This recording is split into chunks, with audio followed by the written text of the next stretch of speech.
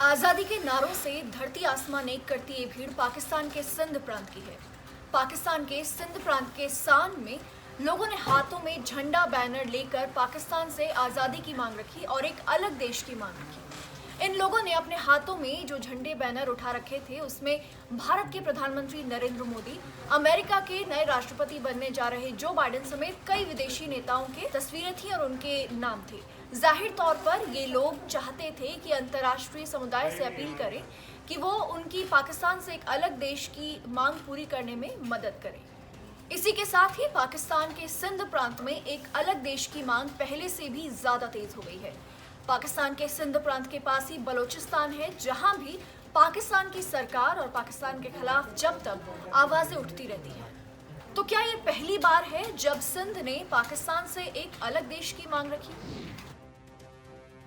ऐसा नहीं है कि सिंध ने पहली बार पाकिस्तान से अलग होकर एक अलग देश की मांग रखी है। आधुनिक सिंधी राष्ट्रवाद के संस्थापक जीएम सैयद की जयंती पर लगभग हर साल इस तरह की मांग तेज हो जाती है। फिलहाल जीएम सैयद की 117वीं जयंती पर पाकिस्तान से अलग होकर एक अलग देश की मांग पहले से भी कहीं ज्यादा जोर से उठी है। पाकिस्तान के सिंध प्रांत के जमसोरो जिले में जीएम सैयद के गृहनगर में पाकिस्तान के सिंध के राष्ट्रवादियों ने इकट्ठा होकर पाकिस्तान से अलग होकर एक अलग देश की मांग को फिर से सामने रखा। तो आइए जानते हैं कि ये सिंध प्रांत में अलग देश की मांग आखिरकार उठ क्यों रही है। पाकिस्तानी मीडिया और पाकिस्तानी अखबारों को अगर खंगाला जाए तो वजह बहुत साफ हो जाती है कि पाकिस्तान के सिंध के लोग पाकिस्तानी सरकार के कामकाज और उसके रवैये से बिल्कुल खुश नहीं हैं। साथ ही साथ ब्रिटिश सरकार और ब्रिटिश भारत का नॉस्टैल्जिया भी एक आग में घी की तरह काम करता है। 10 नवंबर 2020 को खबर थी कि सिंध की राष्ट्रवादी पार्टियों का एक समूह सिंध एक्शन कमेटी ने कराची में नवंबर 15 को सिंध के गवर्नर के घर के बाहर एक बड़े धरने प्रदर्शन की योजना बनाई, क्योंकि पाकिस्तानी सरकार कराची के तट के पास स्थित 2 द्वीपों पर अपना कब्जा करना चाहती थी।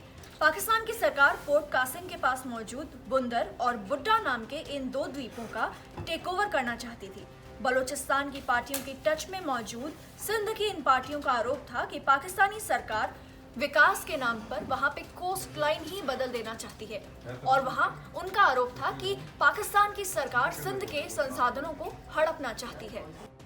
जनवरी 2018 की खबर है कि कैसे पाकिस्तान की सरकार ने सिंध प्रांत के शिक्षकों और किसानों पर जमकर क्रैकडाउन किया, क्योंकि वो लोग अपनी वर्किंग कंडीशंस, रोजगार और हक के लिए आवाज उठा रहे थे।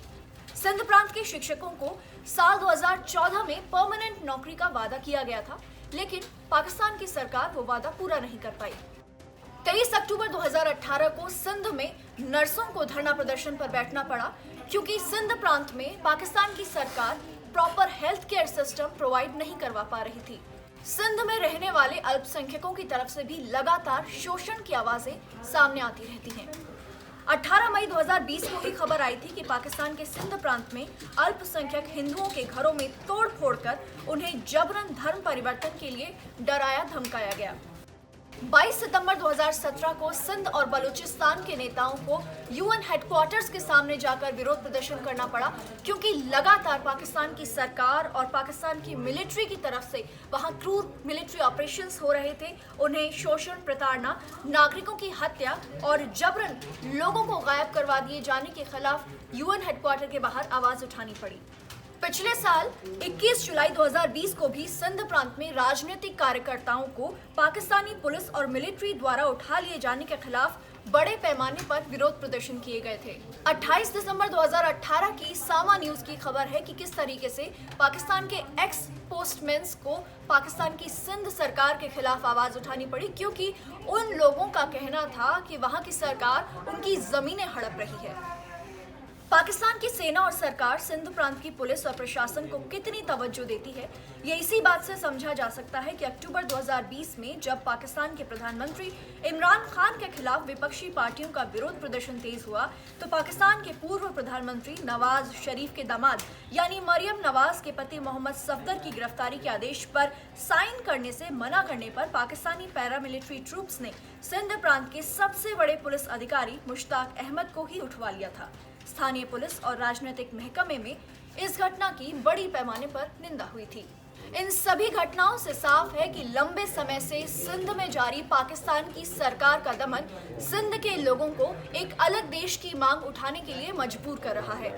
हाल ही में विरोध प्रदर्शन कर रहे लोगों का ये भी दावा है कि सिंधु घाटी सभ्यता का ही हिस्सा है, जिसे अंग्रेजों ने जबरन कब्जा कर पाकिस्तान के हवाले कर दिया था। सिंध में कई राष्ट्रवादी दल ऐसे हैं जो लगातार अंतर्राष्ट्रीय मंच पर एक अलग देश की मांग उठाते रहे हैं और एक अलग राष्ट्र की वकालत कर रहे हैं। ये राष्ट्रवादी दल पाकिस्तान को एक ऐसा व्यवसायी बताते हैं जो उनके संसाधनों का दोहन जारी रखता है और इस क्षेत्र में मानवाधिकारों के उल्लंघन में शामिल है। सिंध प्रांत के इन प्रदर्शनकारियों की पूरे अंतर्राष्ट्रीय समुदाय से मांग है कि एक अलग देश की उनकी मांग के लिए वो उनका समर्थन करें और साथ ही साथ उनके संघर्ष को आगे बढ़ाने में उनकी मदद की जाए। सिंधु देश सिंधियों के लिए एक अलग मातृभूमि की मांग है जो 1967 में GM सैयद और पीर अली मोहम्मद रश्दी के नेतृत्व में शुरू हुआ था।